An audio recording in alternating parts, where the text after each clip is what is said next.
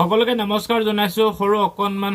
tips আপোনালোকক দি দিওঁ বহুতে জানে বহুতে নাজানে আৰু কিনো কম আপোনালোকক ইয়াতে আপোনালোকে যেটো স্ক্ৰিন ৰেকৰ্ডিং দেখি আছে তলতে সৰুকৈ মই দি থৈ দিছো ইয়াতে কন্টেন্ট মনিটাইজেশনটো আছে যে এটো মোৰে একাউন্ট হয় লক লাগি আছে বৰ্তমানখিনি সময়ত আপোনালোকে চাব পাৰে ইয়াত যদি ক্লিক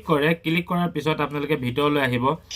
বহুতে কৈ আছে যে এটো এনেকুৱা তেনেকুৱা কৰক আই এম ইন্টাৰেষ্টেড কৰক ইয়াত কিবা ফৰ্ম ভৰক আপোনালোকক মই কৈছো মোৰ ফালৰ পৰা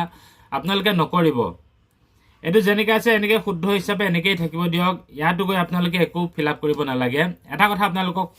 ক হেখিনি অকন যদি বুজি পায় কথাটো হনে নহয় আপোনালোকে কব বহুতে কৈ আছে আই এম ইন্টাৰেষ্টেড কৰক